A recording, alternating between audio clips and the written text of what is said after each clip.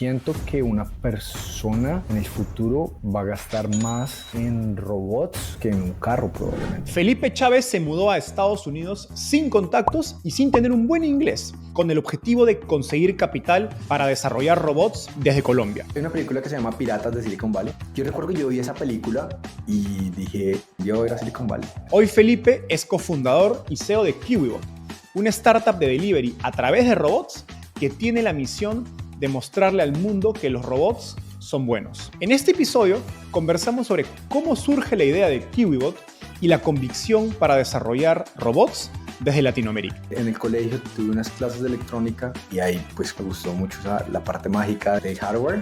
Los desafíos de mudarse a Silicon Valley, construir una red de contactos desde cero, Le mandé spam como a estudiantes de Berkeley y de Stanford, escribiéndoles como... y las lecciones aprendidas sobre cómo emprender en hardware desde la validación del mercado hasta la elección del modelo de negocio óptimo.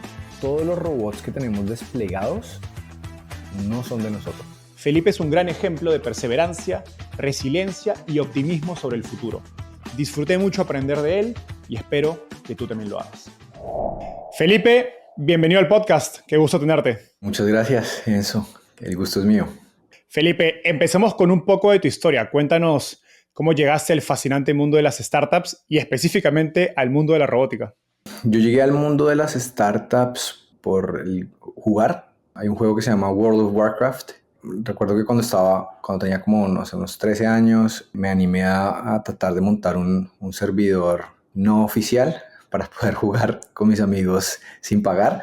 Y ahí, bueno, ahí como que entré al mundo de la tecnología y entendí más cómo se hacían productos de tecnología. Cuando entré a la universidad, cuando me gradué del colegio, cuando entré a la universidad, monté mi primera empresa, que era una empresa de domicilios de mercado, como similar a Instacart o a Rappi, pero de mercado, solo de mercado. Y ese fue mi entrada al mundo de la tecnología. Genial. Te confieso que yo he jugado en alguno de esos servidores para no pagar la cuenta de World of Warcraft que cuando tenía, no sé, 11, 12 años era bastante caro, $30 al mes creo que costaba en ese entonces. Entonces sí, pues así entré específicamente al mundo de la robótica. En el colegio tuve unas clases de electrónica y ahí pues como que me pareció muy interesante. Me gustó mucho la parte mágica del hardware. Y luego compré como esos robots que son de aprendizaje, literal, como los que con Arduino y cosas muy, muy, muy básicas. Y ahí fue como que empecé a jugar con eso y me empecé a animar más y a averiguar más hasta que ya tomé la decisión de montar mi segunda empresa después de esta de los domicilios de mercado. Ya dije como, oiga, quiero hacer algo con hardware y ya ahí nos animamos a montar esto. Por más que hayas emprendido antes, uno no se despierta de la nada y dice quiero construir robots, ¿no? Sobre todo, creo que cuando latinos no estamos acostumbrados a ver estas tecnologías siendo construidas en nuestros países, o al menos en nuestros entornos cercanos. Cuéntanos más del trasfondo de la idea de KiwiBot y no sé si es correcto preguntar, pero ¿de dónde nace la convicción de que podías construir una compañía de robótica desde Colombia para el mundo? Nosotros arrancamos a hacer el primer prototipo del robot en Colombia, en Bogotá. Y hicimos un robot a escala del tamaño de un celular, por así decirlo. Practicábamos en la mesa del comedor de mi casa, de la casa de mis papás. Y bueno, como que iba de un lado al otro lado, recogía un quesito, como que llegaba, recogía un quesito y tenía como una aguja, recogía un quesito y lo llevaba al otro lado. También como que con eso empezamos a hacer unos diagramas de cómo se vería el robot realmente, etc. Pero en realidad era un producto muy escueto. Con eso yo empecé a hablar con algunos inversionistas que conocía de Latinoamérica. El principal reparo que tenían era, bueno, está chévere la idea, estaba muy, muy bueno el prototipo, ¿cómo vas a competir con las empresas de Silicon Valley? ¿O cómo vas a competir con las empresas de Estados Unidos que están haciendo robots? Cuando me daban ese feedback, ya la decisión que tomamos fue, bueno, y si pronto viajamos a ver cómo son las empresas allá, para aprender cómo se hace, etc. Hicimos un primer viaje y en ese primer viaje fue que, bueno, conocimos emprendedores de robótica y gente que estaba haciendo cosas similares. Pues me di cuenta que también lo podíamos hacer. Arrancamos la empresa y pues, bueno, me mudé a Berkeley, a California. Decíamos, sí, somos una empresa de California, pero en realidad el equipo siempre ha sido latino y inclusive hoy todo nuestro equipo de ingeniería está en Latinoamérica. En este momento que describes digamos, moviendo el carrito en el comedor de tu casa, de casa de tus padres, ¿estabas jugando? ¿O era más un hobby? ¿O ya tenías esa, digamos, la semilla de construir algo con robótica? Había una visión. Sí sabía que era complejo y con el equipo lo hablábamos, sabíamos que era complejo, pero de pronto no era consciente de lo complejo que realmente era hacer un robot que hiciera domicilios en las calles. O sea, no, yo creo que no había tenido en cuenta todas las cosas que podían salir mal, todas las variables que tocaba manejar. El producto tiene un nivel de complejidad bastante alto. Entonces, en ese entonces iba en serio, como que dije, bueno, pues hagamos primero uno, que sí lo podamos mover, pero a escala, para que no nos cueste tanto. Lo hicimos, pero pues una cosa es mover algo con unas variables controladas a escala en una mesa, y otra cosa es hacerlo en una. Entonces, al comienzo fue, yo creo que divirtiéndome y aprendiendo cómo funcionaba, pero yo iba en serio. Siempre fui como en serio. Como mencionaste hace un ratito, hubo inversionistas en Latinoamérica digamos, que te dieron comentarios de incredulidad acerca de construir hardware desde la región. ¿Cómo te sobreponías a esas, digamos, creencias limitantes o comentarios negativos? Y más importante, más allá de ti, que me imagino que tenías un nivel de convicción más alto, ¿cómo se lo has ido transmitiendo a tu equipo, ¿no? Quien construye el robot no eres solo tú, ¿no? Sino hay un equipo detrás que tiene que creer esta visión bastante loca. La convicción se da por el mercado y los clientes y pues el producto. Llegamos a California en enero. Eso es 2017, ¿correcto? 2017, sí. Enero del 2017, y en marzo ya habíamos hecho un prototipo ya real, escala. O sea, que podía andar en los andenes. O sea, 3 meses nos tomó hacer un prototipo de los diagramas que habíamos hecho, etcétera, y hacerlo. Entonces, la convicción viene de, bueno, sí, mire, ya lo hicimos. Ya lo pudimos hacer, y entonces cuando, bueno, ya uno lo hace, entonces eso sirve. Y luego, bueno, hay otra cosa, y es que cuando nosotros hemos hablado con inversionistas de Latinoamérica, muchos de esos inversionistas, el mercado que tienen, las conexiones que tienen, probablemente hasta algunos el PIS, etcétera, algunos de sus propios inversionistas están muy conectados en Latinoamérica. Entonces son muy pocos los inversionistas que nosotros, o limitados los inversionistas que nosotros hemos hablado, que nos agregan valor en Latinoamérica. Entonces eso también como que nos ha hecho que la mayoría de la inversión que hayamos levantado haya sido pues no en Latinoamérica, por más de que los robots los hacemos en Latinoamérica y el equipo de ingeniería está en Latinoamérica. Si miras atrás hacia, no sé, tu niñez o tu pasado, ¿hay algún evento formativo que crees que ha moldeado quién eres hoy como emprendedor? Sí, claro, ¿no? Obviamente mi familia, pues mis papás siempre fueron mi mamá muy estudiosa, mi padre también. Hay un término que se llama como cacharrero en Colombia, no sé si existe también, que es como que le gusta mirar cosas, como máquinas y cosas así, etcétera. Mi papá es igual. Mi papá tiene un taller de mecánica en Perú y le gusta arreglar cosas así, armar cosas de nada, ¿no? Ajá, literal. Entonces eso es mi hermana emprendedora, también súper pila. Entonces yo creo que la familia de la que estuve rodeado me influyó mucho. Y ya luego los amigos que tuve en la universidad, que también eran como que les gustaban los juegos, entonces ya también desarrollaban, etcétera. Eso fue bien importante. Ahora, la misión de KiwiBot, y eso te lo escuché en un podcast pasado y me encantó, te cito, es mostrarle al mundo que los robots son buenos y que nos permitirán vivir en un mundo mejor. Creo que es una de las misiones más bonitas y futuristas a la vez que he escuchado de una startup. ¿Fue esa su misión desde un principio o fue como resultado del proceso de construir la compañía? Cuando nosotros nos vinimos para Estados Unidos fue inclusive más evidente que hay muchos trabajos que claramente sí hay personas que pues, les gusta mucho hacer eso y lo disfrutan, así sean trabajos manuales. La semana pasada fui a un valet parking y vi una persona tan feliz con su trabajo, como muy... y era una persona mayor, feliz con el trabajo, haciéndolo, como muy buena energía. Entonces hay mucha gente que sí disfruta el trabajo independientemente de qué tan complejo sea, pero también yo siento que hay muchos trabajos y hay muchas personas que trabajan y de pronto no lo disfrutan tanto. Eso empezó a ser más evidente cuando cuando estaba en Estados Unidos, porque bueno, en Latinoamérica hay gente sin trabajo, es la otra cara de la moneda. Y entonces yo creo que los robots es esa oportunidad para que todos podamos, ese mundo utópico que uno se imagina en el que puede hacer lo que quiere, en el que puede dedicarle tiempo a la salud, en el que puede dedicarle tiempo a la familia, en el que puede realmente hacer lo que es importante, independientemente de lo que sea. de si no quieres hacer nada de eso también que sea válido. Los robots pueden ayudar a eso, pueden asegurar que eso pase.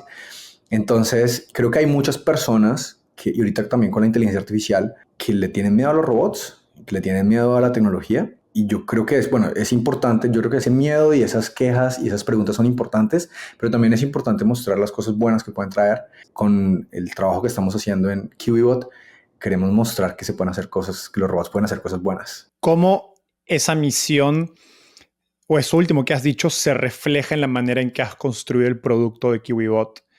Quizás a diferencia de otras compañías construyendo robots. Sí, bueno, ahí desde un punto de vista de diseño, nosotros, bueno, estamos haciendo más prototipos. Entonces, listo, hicimos ese primer prototipo en marzo del 2017. Luego empezamos a hacer otro prototipo y lo primero de lo que hablábamos con los clientes era, bueno, listo, un robot más grande. ¿Sí? Y empezamos a hacer un prototipo de un robot más grande. Recuerdo que sacamos como una versión, ni se movía bien ni nada, pero una versión de un prototipo mucho más grande de lo que teníamos. Y Berkeley ha sido Berkeley es un lugar especial porque es un lugar, tienen grupos antitecnología. Hasta hace muy poco dejaron entrar scooters a la ciudad, por más de que está en Silicon Valley, es un lugar especial. Entonces, pues me empezaron a dar las razones de por qué veían que el robot era muy grande y bueno, empecé a aprender sobre el ADA compliant, sobre las personas con limitaciones en movilidad, así que andan en sillas de ruedas o que andan en las motos que son para los andenes. Fui más consciente de la importancia del andén como algo sagrado, como algo importante. Entonces dijimos, bueno, no, tratemos de diseñar un robot que realmente no sea más ancho que una persona. O sea, le dimos una segunda pensada al tamaño del robot por ese feedback. Entonces eso es uno. No más el tamaño del robot. Lo segundo es la interacción. Entonces lo mismo que lo que decíamos. Cuando hay un animal que es más grande que tú, inclusive eso pasa también en la naturaleza, tú te sientes más amenazado. Entonces también las formas curvas, ojos grandes, le pusimos una cara al robot donde tiene unos ojos grandes. Entonces esa interacción, y eso es un tema que me encanta, es un tema que se llama Human-Robot Interaction, interacciones humanos-robots, y en eso vamos a lanzar algo muy, muy, muy, muy bacano el próximo mes de Human-Robot Interaction con nuestros robots. Y eso es una parte desde el diseño del producto. Y lo segundo es servicio público. Y lo que ya hemos hecho es hemos trabajado con las ciudades de Miami, de Pittsburgh, de San José y de Detroit. Y ahorita vamos a empezar a trabajar con la ciudad de Washington para darles datos de los andenes. Entonces darles un inventario de si el andén lo tiene que arreglar o no, si el andén si en el andén puede andar una silla de ruedas o no puede andar una silla de ruedas, si al cruzar una calle, esa calle es peligrosa para un peatón, porque si es peligrosa para un robot, potencialmente puede ser peligrosa para un peatón. Entonces, hay muchas cosas buenas que puede traer un robot o tener robots en las calles, y eso es algo a lo que le hemos prestado mucha atención y hemos desarrollado el producto y desarrollado otras cosas potenciales que puede hacer el producto para dar un servicio público y que pueda vivir armónicamente en la sociedad. Me parece genial, digamos, el nivel de detalle que han ido al momento de crear un robot, digamos, entre comillas, más humano. Me hace pensar en R2-D2 de Star Wars, o que uno ve ese robot y es un robot bonito, no es difícil tenerle miedo, sentirte amenazado. Y cuando veo los robots de QBot, al menos en videos, te transmite esa misma ternura del robot, y claramente hubo mucho, digamos, no fue de casualidad, ¿no? Hubo mucha intención en la manera en que construyeron el robot. Yendo más allá a la historia digamos, de cómo empiezas a construir QBot, viajar a Silicon Valley o mudarte a Silicon Valley creo que jugó un rol clave. Te mudas con un inglés limitado y con visa de turista, así que apostándolo todo. ¿Qué se te pasaba por la cabeza al tomar esa decisión? Hay una película que se llama Piratas de Silicon Valley, que cuenta la historia de Microsoft y Apple en sus inicios. Yo recuerdo que yo vi esa película cuando estaba creciendo y dije, bueno, algún día voy a ir a Silicon Valley. Eso es como impresionante. Entonces, bueno, yo creo que esa película influyó mucho en tener la idea, y ya cuando traté de buscar capital también influyó que me decían, bueno, ¿y cómo va a competir con las empresas de allá? Y lo otro fue que ya ha mejorado mucho, pero en esa época pedir partes, si uno pedía una parte o pedía, inclusive así la pidieras de China o lo pidieras como pedir sensores o cosas electrónicas, como que siempre ponía el shipping dentro de Estados Unidos o el envío dentro de Estados Unidos llegan de 2 a 4 días. Cuando le ponía envío a Colombia, no, 3 semanas y no entendía cómo iban a hacer el tema de los impuestos, etcétera. Entonces dije como, bueno, si vamos allá, vamos a poder desarrollar más rápido porque las partes van a llegar más rápido. La otra cosa que hice fue, le mandé spam como a estudiantes de Berkeley y de Stanford, escribiéndoles como, estoy pensando en ir a la universidad, como a entender cómo es, me puedes dar una llamada para saber cómo es. Entonces hice un testeo. Como si fueras a ir a estudiar cuando en verdad no era tu intención. Sí, no quedaba claro, como I'm thinking about like going to Berkeley, o era como si pensaba, no quedaba claro, pero se podría entender que cuando leían los mensajes pensaban como, bueno, de pronto esta persona quiere ir a Berkeley, y me respondieron, hubo una tasa de respuesta bastante más alta de la que me esperaba, pero ¡Qué buen hack! Eran mensajes spameados en Facebook. Y entonces ahí tuve como unas primeras llamadas por Skype en esa época con varias personas, como, bueno, ¿y cómo funciona? ¿Y dónde llego? ¿Y dónde se vive? Etcétera, porque no conocía a nadie. Y eso me ayudó, eso fue un hack bueno. Entonces, mira esta historia.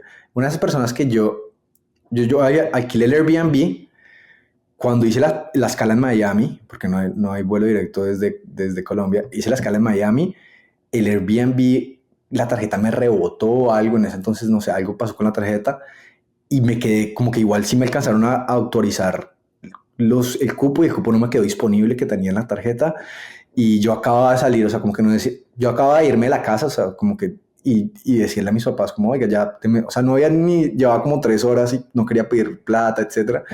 Entonces a una de estas personas con las que había hablado por Skype, que había spameado, pedí posada, y sin conocerla, esa persona, un ángel, me recibió en la casa y era estudiante de Berkeley. Entonces también como que desde la entrada mucha gente me recibió muy bien y me ha recibido muy bien en California. He dado con muy buenas personas. Me pregunto si hay algo que te hubiera gustado saber o podido resolver antes de mudarte, ¿no? Pensándolo en qué le recomendarías evaluar a un latino que está pensando en mudarse a Estados Unidos para emprender. Creo que hubiera sido también muy útil de pronto siempre contactar más founders.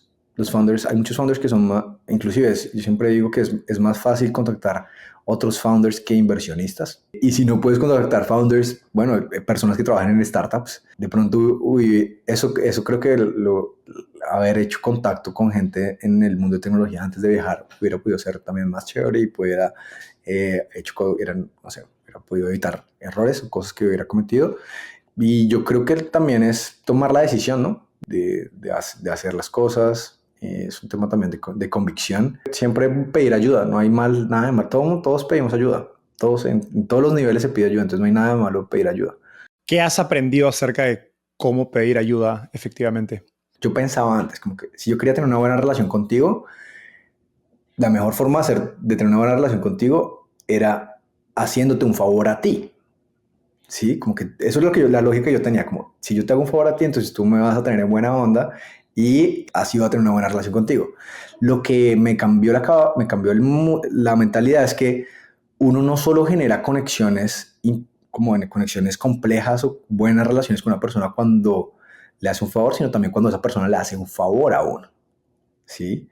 Tú llegas y me haces un favor, tú ya estás dedicando tiempo, se crea una conexión al tú hacerme un favor.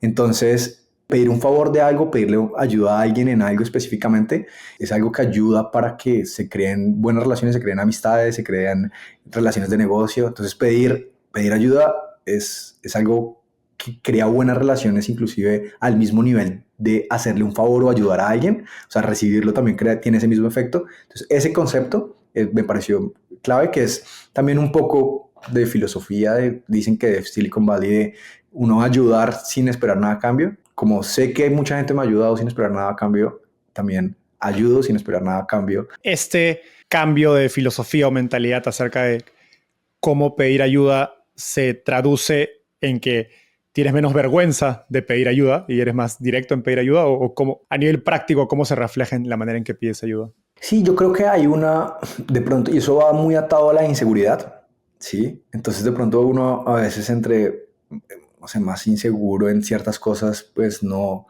pide ayuda por eso para no mostrar que, bueno, o que no soy, o que no soy, o que no sé al respecto. En ciertas cosas decir, no sé, o dame un momento para averiguar, o necesito más tiempo, o tú me podrías ayudar a hacer eso. Y sí, eso tanto para conseguir clientes o como para levantar capital, pedir ayuda o pedir ayuda inclusive antes de que se cierre una transacción o se haga un negocio es una buena estrategia. Totalmente de acuerdo. Y creo que Silicon Valley, como dices, tiene esa mentalidad que es súper extraño, al menos que como latinos que descubren lo que en Latinoamérica, usualmente cuando uno ayuda espera algo a cambio o eventualmente va a cobrar ese favor. Y es es bastante diferente, pero digamos, creo que ayuda mucho y creo que es algo bonito de estar o vivir acá. Sé que llegas a Silicon Valley y al menos desde mi impresión, rápidamente pudiste construir una red de contactos. Y tengo varios amigos emprendedores que han venido a San Francisco, por ejemplo, a buscar capital, contactos, y les costó. Y me imagino que es por una combinación entre idioma, cultura diferente, quizás sentirse diferente. ¿Qué cosas fueron las que más te funcionaron para construir tu red de contactos desde cero en Silicon Valley? Primero, el contexto. Yo estaba en un contexto de escasez. Entonces, en un contexto de escasez es o todo o nada. O se resuelve esto o nos toca devolvernos. Y nos toca tener... Yo recuerdo que como al mes un amigo emprendedor me presentó al abogado de inmigración y el abogado de inmigración me dijo como, oiga, bueno, listo, está esta posibilidad de esta visa, usted llegó acá con visa turista, le quedan 5 meses y esta podría ser una visa, pero para usted tener esta visa le toca recibir, aunque sea esto inversión, le toca recibir, constituir la empresa, le toca tener estas cosas, etcétera. Y usted puede pedir una extensión, entonces en realidad tendrías 9 meses o 10 meses para hacer esto. Entonces, ya con un timeline y con la escasez y de pronto con esa presión de, pucha, si no Con la soga al cuello. Con la soga al cuello, que pues cuando uno tiene la soga al cuello, que todos, sin importar el nivel de las empresas, lo que más se aprende, pues todavía me falta mucho por aprender, lo que más he aprendido sin importar qué tan grande es una empresa o qué tan exitoso se vea desde afuera, todo el mundo sufre. Todas las empresas tienen sus complicaciones, pero en esas complicaciones es cuando uno también salen muchas cosas interesantes y uno innova y piensa y le da la vuelta a las cosas. Entonces, creo que uno es, entonces, bueno, el contexto de que tenía que pasar. Y lo segundo fue, a mí me gustó mucho llegar a un campus universitario. Creo que si yo me fuera a otro país y me tocara como arrancar también, como que trataría de vivir cerca de una universidad, me gustó. Y eso lo hice también. Yo tuve una experiencia en Chile. Yo hice parte de Startup Chile y cuando fui, que es un programa como de incubación en Chile, y cuando me fui para allá me fui a vivir al lado de una universidad y conocí un montón de gente, hice un montón de amigos. Sí, como creo que el ambiente de universidad sirve para conocer, bueno, profesores, gente, programas. Las universidades generalmente tienen programas y así fue como terminé. Tienen programas de emprendimiento, de inversión o de lo que sea. Si tú hagas música, arte, biología, siempre hay alguien o algún experto y algún programa y hay de pronto recursos y cosas. Y creo que lo que a mí me sí funcionó mucho, que o sea, no le tiene que funcionar a todo el mundo, pero a nosotros nos funcionó mucho, es que yo iba a trabajar a la universidad, yo iba a trabajar a la cafetería de la universidad, me iba todos los días a la universidad, esa era mi oficina, la universidad. Y ahí fue que conocí gente y me enteré de los programas, etcétera, por estar en la universidad. Espero que estés disfrutando esta entrevista tanto como nosotros disfrutamos grabando. Coméntanos qué te pareció y qué otros temas te gustaría que tratemos en los próximos episodios. Aprovecho en contarte que si bien nuestro canal en YouTube es nuevo, tenemos más de 100 entrevistas como esta. Cada semana traemos a un nuevo invitado y no pensamos parar. Freddy Vega de Platzi, Pamela Valdés de Vic, Daniel Undurraga de Corner Shop y muchos otros más referentes de la industria de tecnología y startups en Latinoamérica han pasado por Startupeable. No olvides suscribirte y activar la campanita para ser el primero en enterarte de los próximos episodios. Ahora sí, de vuelta a la entrevista. Qué chévere. Creo que eso es algo bien único de las universidades en Estados Unidos, que son abiertas, ¿no? En Latinoamérica, al menos en Perú, las universidades tienen que ser cerradas, entonces es más difícil que uno pueda meterse al campus universitario y conocer, pero sí es verdad, al menos lo he visto, en Stanford es parecido y varias universidades en Estados Unidos tienen como que es esta cultura de puertas abiertas. Tengo entendido que cierras la primera inversión la primera ronda de inversión de KiwiBot en 3 semanas, con el contexto de que no tenías ninguna red de contactos previa. Digamos, ¿qué es lo que más te funcionó para levantar capital? Cada vez soy más consciente de la importancia de una buena historia y de tener las pruebas de que esa historia que nos está contando es real. Y también en realidad, en esa etapa fue un tema de volumen, no fue de pronto tan estratégico, fue más un tema de hablemos y mandemos cold, bueno, contactemos a gente que sin conocer, mandemos correos que nos encontremos, apliquemos a lo que, como fue también un tema de volumen, de escribirle a mucha gente y tratar de pedirle ayuda a mucha gente.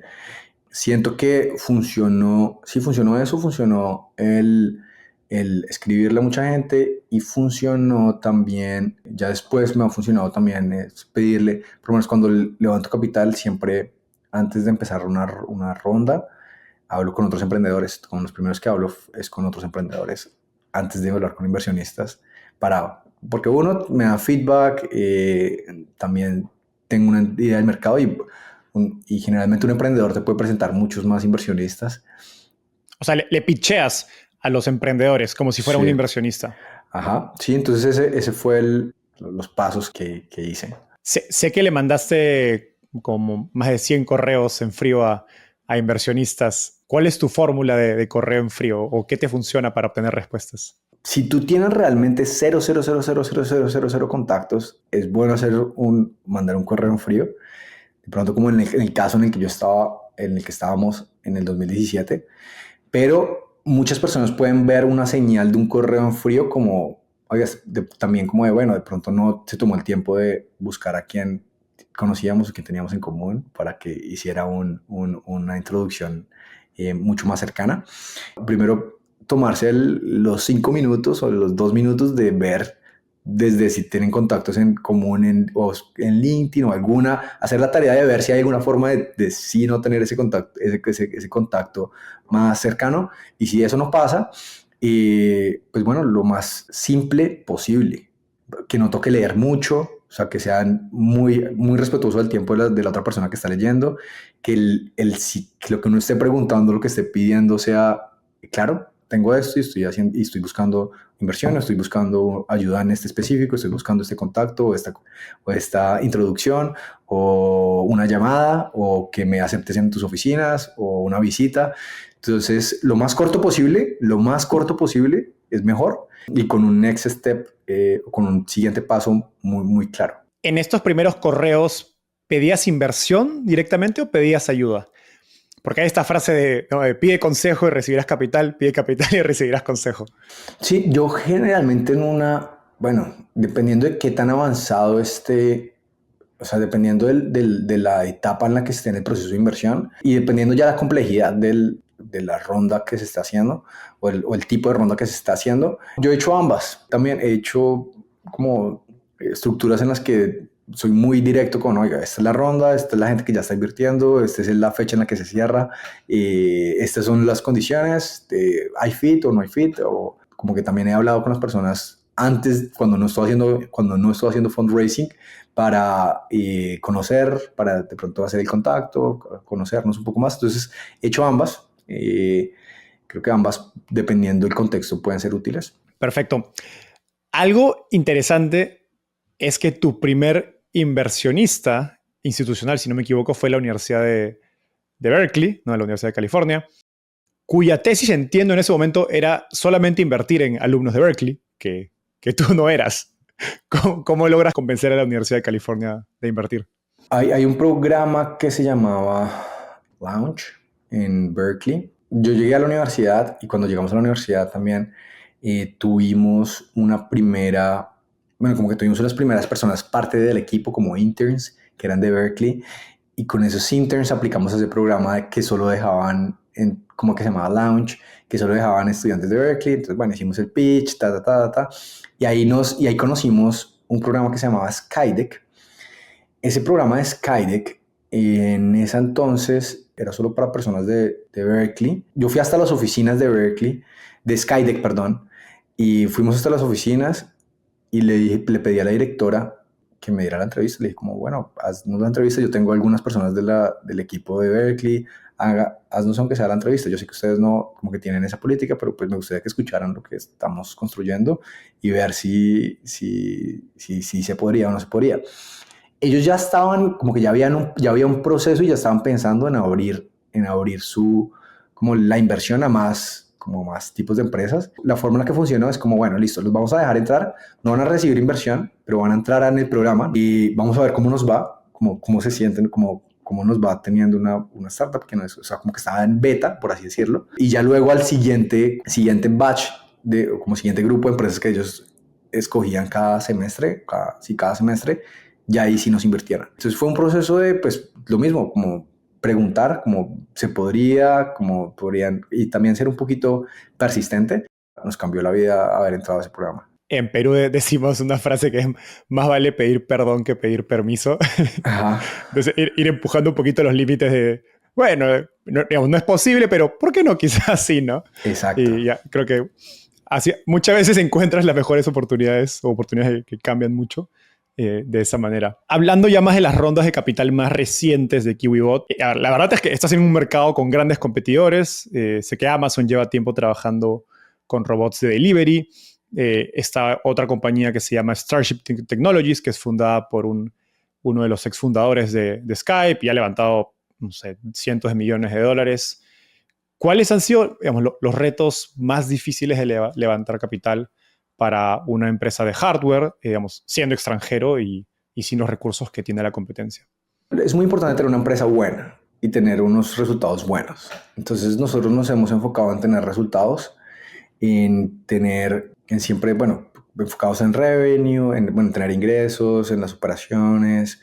Yo siento que el capital es un catalizador de las cosas que tú estás haciendo, ya sea que estés desarrollando tecnología o que estés creciendo, estés expandiéndote,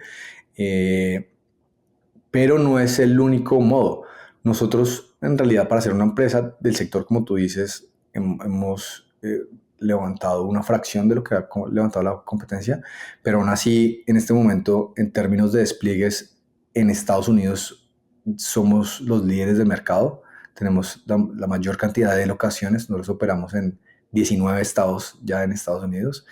Y no necesariamente una ronda de capital significa el éxito. Sí es un catalizador, y puede ser un catalizador para bien o para mal. Nosotros hemos levantado dinero de muchas partes, no solo de Estados Unidos, también de Europa y de Asia también hemos levantado capital. Entonces hemos buscado capital por todo el mundo y creo que eso pues también no nos hemos enfocado a que si no levantamos en Estados Unidos, entonces no se puede en una específica ronda. Hay una ronda que tuvo el líder fue por fuera de Estados Unidos. Entonces creo que si uno tiene siempre las buenas empresas van a poder encontrar una forma y pues levantar capital, pues bueno, en este mercado, etcétera, siempre va a tener sus complejidades y no necesariamente levantar capital es el éxito de una empresa. Hablando de operar con mucho menos capital, en una entrevista pasada dices que una frase que me encantó, que todos hablan de unicornios y nosotros somos una cucaracha. Pero en ese momento habías levantado creo que $1 millón, fue una entrevista hace algunos años, hoy día han levantado cerca de 30. ¿Cómo mantienes esa cultura, digamos, de cucaracha a medida que la compañía le va bien y tienes más recursos? Yo trato de ser muy consciente y cuidamos mucho los recursos y el ejemplo de los gastos es importante. Creo que en la cultura de la empresa, yo, por ejemplo, mi cofundador, a menos de que no lo pague el cliente o lo que sea, a veces que uno va a una conferencia y se lo pagan o cosas así, ni viajamos en primera clase, ni nos quedamos en hoteles de 5 estrellas, entonces como un ejemplo de ser muy cuidadosos con los gastos o hacer las cosas de una manera ahorrando. Eso es importante. Mantener un burn rate bajo es bueno y yo creo que eso le da una tranquilidad a uno. Entonces nosotros ahorita estamos enfocados en tener burn rate es la plata que te gastas. Tú tienes una plata en el banco y recibes unos ingresos y los gastos, y si todavía no eres una empresa que está teniendo utilidades, al mes quemas una plata.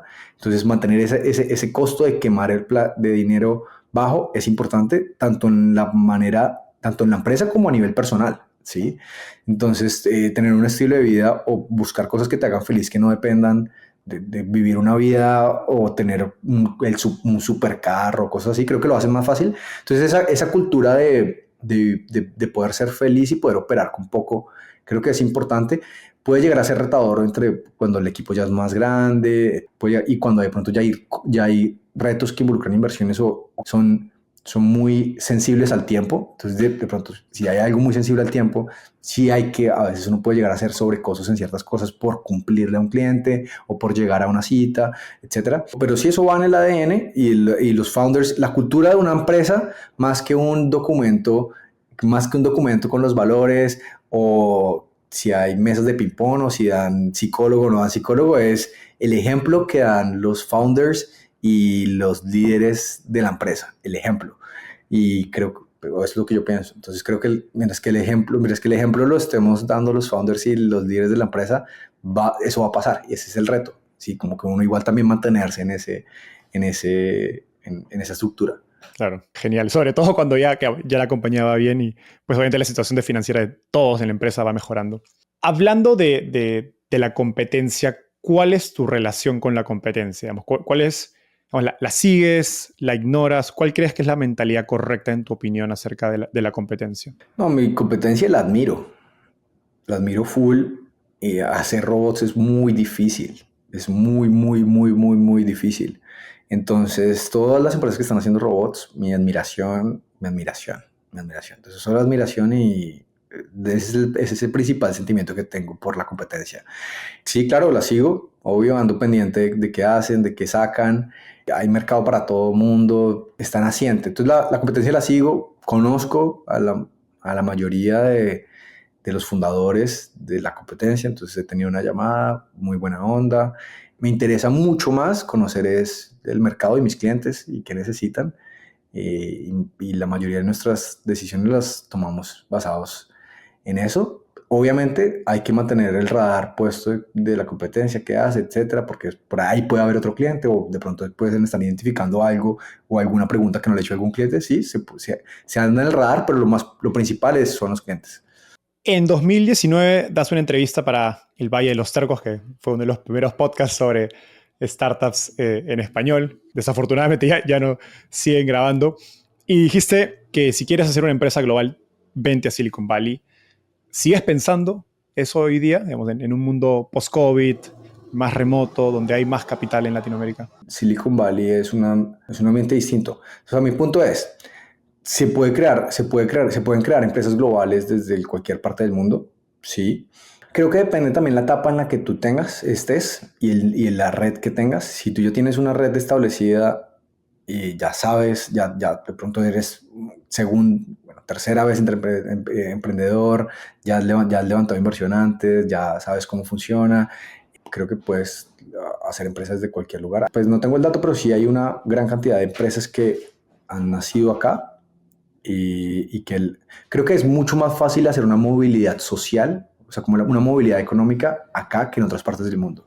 O sea, aquí es mucho más fácil que tú llegues sin nada de dinero, con un nivel económico muy bajo y que de un momento a otro y en un muy corto tiempo puedas avanzar mucho más rápido. Entonces creo que si de pronto no estás hasta ahora creando tu red, sí puede ser un acelerador. Ya. Pero no creo que solo se pueda hacer acá.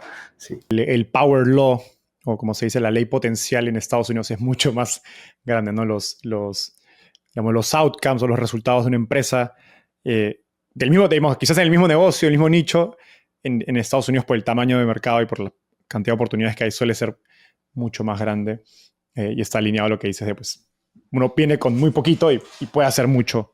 Me gustaría empezar a hablar de hardware, que es, digamos, lo que construyes, que es el producto que hace KiwiBot. Y en hardware, digamos, en general es más costoso validar mercado, validar, digamos, con tus clientes, a diferencia de software donde pues es cuestión de cambiar líneas de código, ¿no? ¿Qué has aprendido acerca de cómo hacer MVPs o validar mercado en hardware?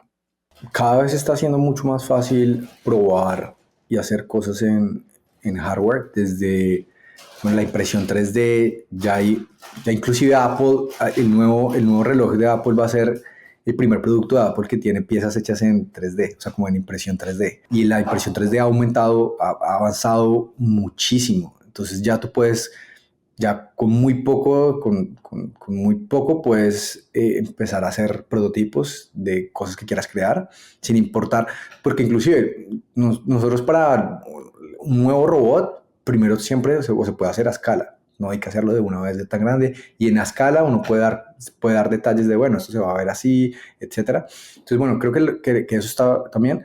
Prototipar PCBs es también mucho más barato y ya se pueden hacer cantidades mucho menores.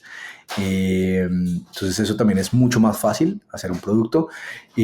También hay plataformas como de desarrollo desde las plataformas de Nvidia, plataformas de Intel, Raspberry.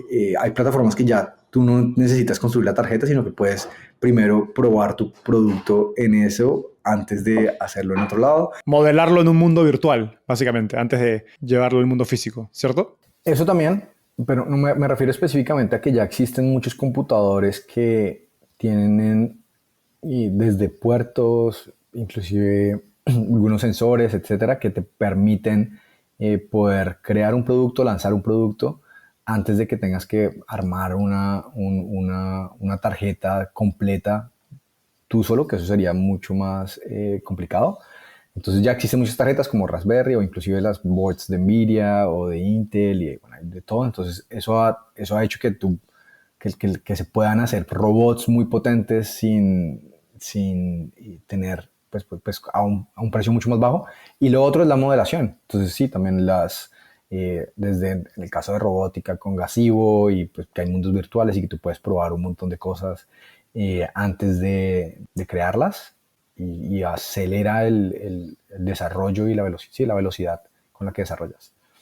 Entonces yo creo que ahora es más barato, es mucho más barato hacerlo. Sí. ¿Qué tips prácticos le das a un emprendedor que quiere empezar hoy en robótica acerca de cómo empezar? Lo primero es que trate de trabajar, si no ha trabajado, si está arrancando, si puede trabajar un tiempo en una empresa de robótica, o eso es un buen hack para que entienda cómo funciona, etcétera. Eso es uno. Ahora, en el caso en el que ya esté, en el que ya haya hecho eso, otro tip podría ser, bueno, hay una página, hay un blog que a mí me encanta mucho, que me inspira mucho, que se llama Hackaday. Es como de muchos hacks de hardware. Entonces, sí es como, haz de cuenta como si fuera un Hacker News, pero solo de cosas de hardware. Entonces es un blog muy interesante, Hackaday, y tú entras y puedes ver cosas que está haciendo la gente, sirve mucho para inspirarse en muchas ideas que uno muchas veces tiene. Ahí he encontrado gente que las ha tratado de hacer o personas que me pueden dar feedback, me pueden dar comentarios sobre cosas que han hecho. Entonces eso es también un blog muy bacano, que traten de hacer, pues bueno, que traten de hacer un primer producto, que no hay que hacer. Hay una versión de lo que sea que tú quieras hacer, con lo cual puedes avanzar y testear la hipótesis o testear algunas de las hipótesis que tienes. Entonces, si estás tratando de hacer un cohete, hay una forma de testear algo del cohete o hacer un cohete a escala, o si tu producto va a tener algún diferencial, de solo probar ese diferencial. Que trates de pensar muy bien cuál hipótesis vas a probar primero, que es posible avanzar en hardware sin necesidad de construir el producto completo desde el inicio.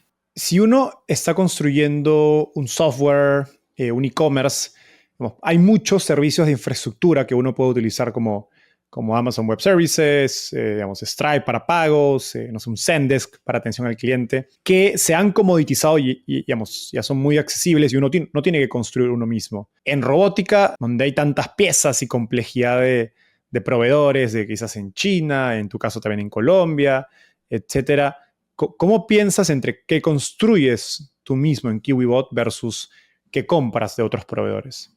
Apple, por más de que ya todos los productos los construyen en China y bueno, y ahora ya un porcentaje en India, ellos pueden construir un iPhone completo en California. Tienen todas las máquinas, tienen toda la línea de producción igualita para hacer el mismo iPhone o el mismo computador. Entonces yo creo que entender entender cómo funciona y poder hacerlo uno mismo puede ser útil. Es que depende del producto. O sea, esto es como, hay productos en los que sí vale la pena totalmente tercerizarlo e inclusive solo dedicarle a comercializar, dependiendo de la estrategia que tengas. Creo que entender el hardware, entenderlo es muy, muy importante. Entonces, para nosotros ha sido muy útil entenderlo. ¿Qué cosas hacerlas? Pues es también buscando que si estás buscando calidad, precio, velocidad a la que llegue, pues ahí decides si lo haces allá. El mes pasado estuve en una conferencia como se llama, como Conferencia Mundial de Inteligencia Artificial en Shanghai. Y en esta conferencia era la conferencia más grande de inteligencia artificial de China, ¿sí? Y pues ellos le llaman conferencia mundial, que ya ahora, bueno, por el COVID y eso, pues en realidad son más que todo cosas de China. Y lo más interesante de esa conferencia es que la mitad de las empresas eran de hardware. Estaba Tesla, bueno, pero la mitad de las empresas eran de hardware. Era una conferencia de inteligencia artificial y la mitad de las empresas eran de hardware. Y eso fue como, o sea, fue muy interesante, o sea, desde todo, desde camiones, robots, carros, todo, o sea, como que toda la parte de inteligencia artificial, un ángulo desde hardware.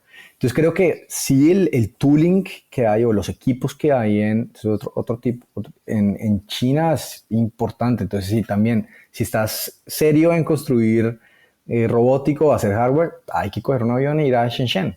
Ya, y ver cómo es la cosa allá y visitar los proveedores, muchas cosas hasta que uno no las ve y la confianza se genera en persona. Entonces, coger un avión para allá es importante. En 2017, 18, 19, recuerdo que hubo un boom de startups de drones con distintas aplicaciones. Recuerdo ver mucho enfocadas en agricultura, pero al menos desde lo que leí y encontré en internet, mi impresión fue que es un mercado que rápidamente se comoditizó y muchas de estas startups se vieron forzadas a cobrar poco a sus clientes, tuvieron problemas para levantar capital. Y digamos, me parece creo como una analogía interesante el hecho que ustedes empezaron en B2C y luego pivotan a B2B.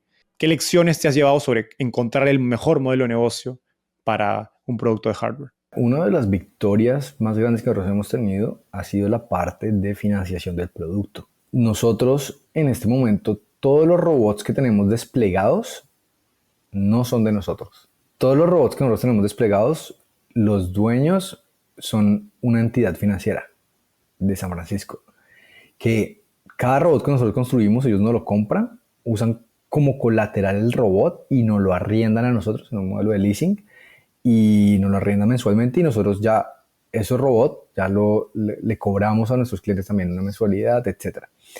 Entonces, una de las métricas más importantes es uno saber cómo le está agregando valor al cliente y cómo le va a cobrar y de dónde va a salir el dinero, etcétera. A nosotros, pues nosotros hemos avanzado mucho para poder ofrecerle a nuestros clientes. Hay una cosa que se llama el payback period, que en español sería como, bueno, como cuánto. Si un robot vale $10,000, entonces y tiene una vida útil de tanto, bueno, vale $10,000, ¿a cuánto tiempo tú vas a recuperar la plata de esa inversión que hiciste, los $10,000?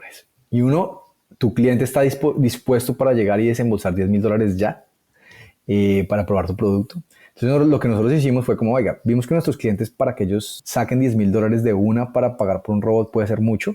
Entonces lo que nos inventamos fue un sistema que se llama, inspirado en el SaaS model de Software as a Service, RAS, Robot as a Service. Entonces lo que hacemos es que cobramos una suscripción para que nuestros clientes usen el robot y nos lo van pagando mensualmente con un contrato a 1 año, 2 años, etc. Entonces, ahí hay un payback period, pero igual con ese RAS model, tú también puedes tener, no sé, varios meses, digamos que cobras $1,000 mensuales, ¿sí? Entonces, hasta a los 10 meses vas a recuperar tu inversión, que puede sonar mucho. Entonces, lo que nosotros nos inventamos es una forma en la que una institución financiera compra el robot, usa el robot como colateral, ellos son dueños del robot, nos lo arriendan a nosotros, ¿sí?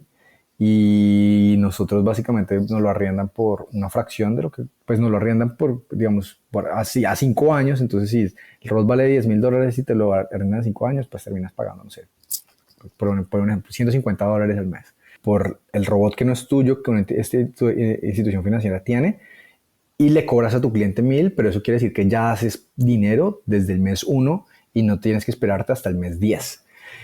y puedes ir reinvirtiendo pues, ¿no? en crecer el negocio. Exacto, entonces creo que eso se va a poner más de moda y va a haber más cosas así y las instituciones financieras le van a coger más, de pronto más confianza en poder hacer ese tipo de inversiones.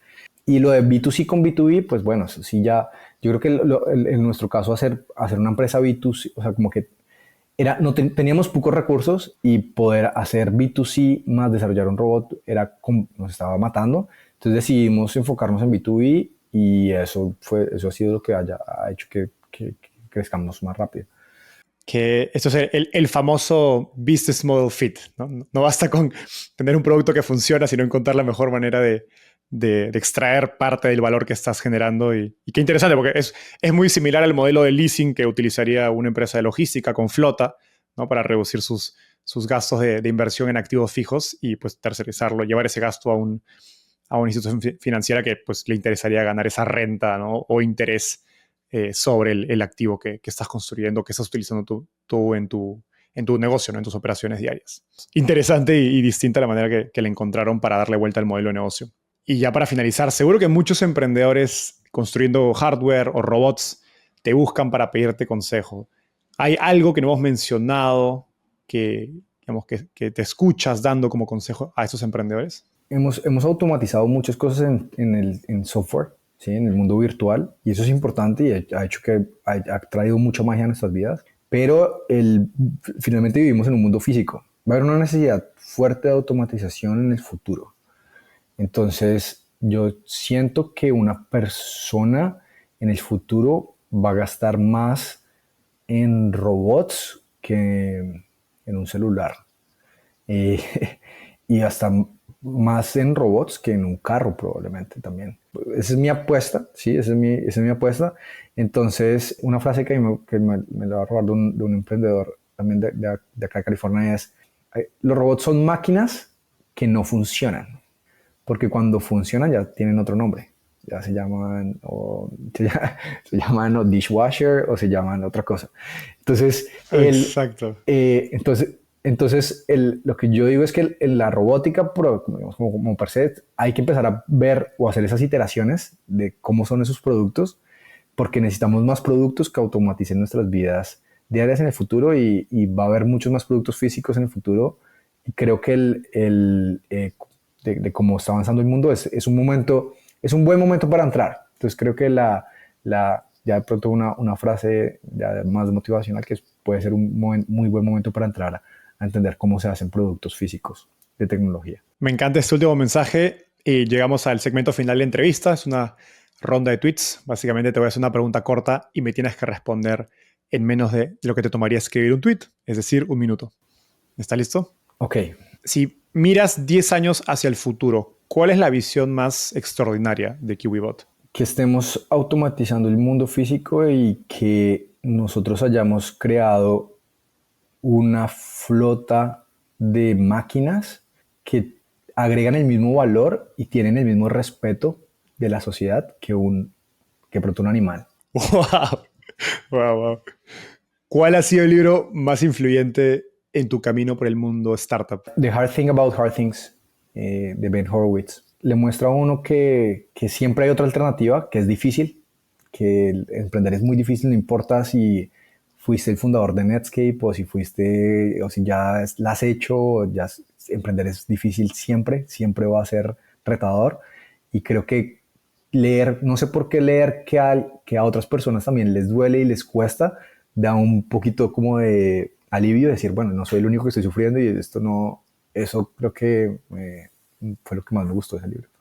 Finalmente, ¿qué te gustaría cambiar del mundo de las startups en Latinoamérica? Que le apostaran a venderle a todo el mundo. Creo que ahorita México tiene una oportunidad de oro. Ya se convirtió en el partner comercial más grande de Estados Unidos. Tiene una oportunidad de oro para tomar el liderazgo de Latinoamérica. También Brasil en este momento el liderazgo lo tiene Brasil. Y creo que desde un punto de vista cultural, desde la música, con el reggaetón y en la parte deportiva, etcétera, también es un buen momento para venderle al mundo, que la cultura latinoamericana le venda a todo el mundo, no solo en nuestro país o no solo en nuestra región. Entonces que haya más empresas que le vendan a todo el mundo, eso me gustaría. Justo hace unas semanas hicimos una entrevista acerca de nearshoring, que como dices, creo que es una oportunidad que puede crear un antes y un después para México. Felipe, ha sido un gustazo conversar contigo. Gracias por este último mensaje inspirador y nos vemos en un próximo episodio. Bye. Gracias por acompañarnos hasta el final del episodio. A diferencia de un inversionista, no te cobramos por nuestra sabiduría, pero para poder seguir creciendo necesitamos de tu ayuda. Así que comparte este episodio con tus amigos emprendedores. Y si quieres recibir el resumen con lo mejor de todas nuestras entrevistas, no dejes de suscribirte a nuestra newsletter dándole clic aquí. Nos vemos en el próximo episodio.